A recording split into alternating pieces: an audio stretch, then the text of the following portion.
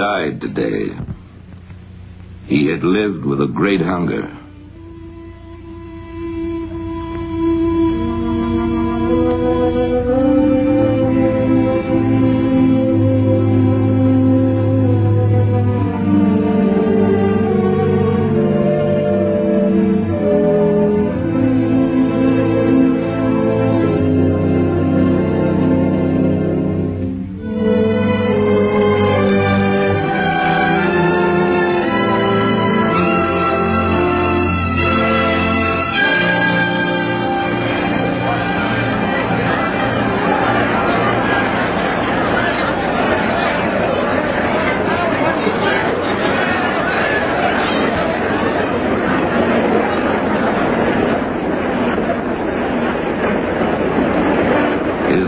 Film was Giant. When it opened more than a year after his death, Hollywood celebrated with the biggest premiere in a decade.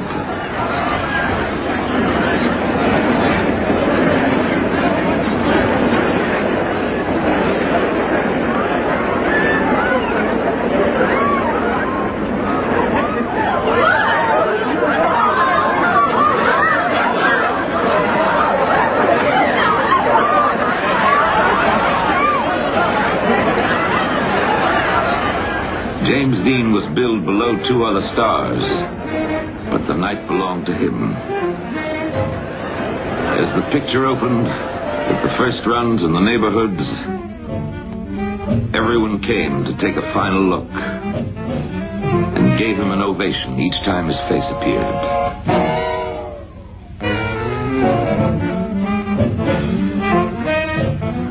They had made James Dean, and they wouldn't let him go.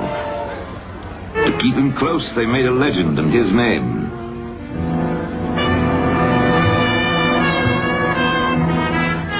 From Maine to Manila, from Tokyo to Rome, he seemed to express some of the things they couldn't find the words for. Rage, rebellion, hope. The lonely awareness that growing up is pain.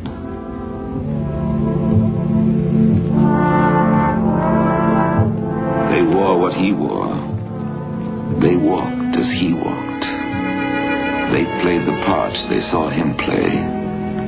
And they searched for the answers they thought he was searching for. Some found a kinship they had never known before. Youth mourned itself in the passing of James Dean. Because he died young and belonged to no one, every girl could feel that he belonged to her alone. Because he died violently, every boy could use him as a warning to his parents. If you don't start understanding me, I could go the same way. A hero made of their loneliness. A legend woven from their restlessness, their energy, their despair.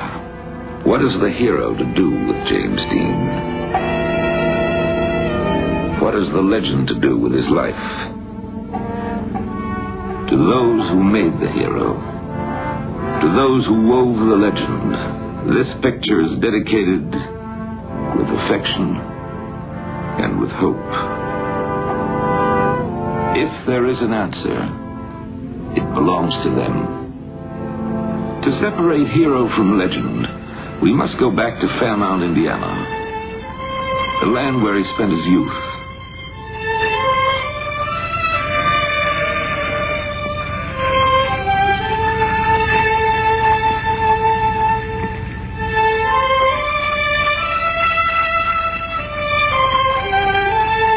A Hollywood newsman once asked whether Fairmount is a quaint little town. Fairmount is little, but it isn't quaint. It's a useful town, used long and well by useful people. Farmers mostly. One of them told us, "It's a pretty good town. Good place for a boy to grow up." There are two ways of coming to Fairmount. We came by road. Jimmy Dean came by rail. He was 9 years old.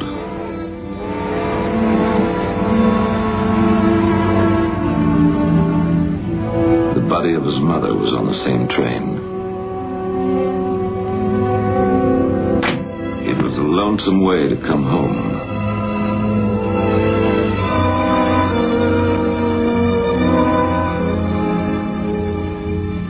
For the years of his life, Jimmy looked to this town and the farms around it as his source and his beginning.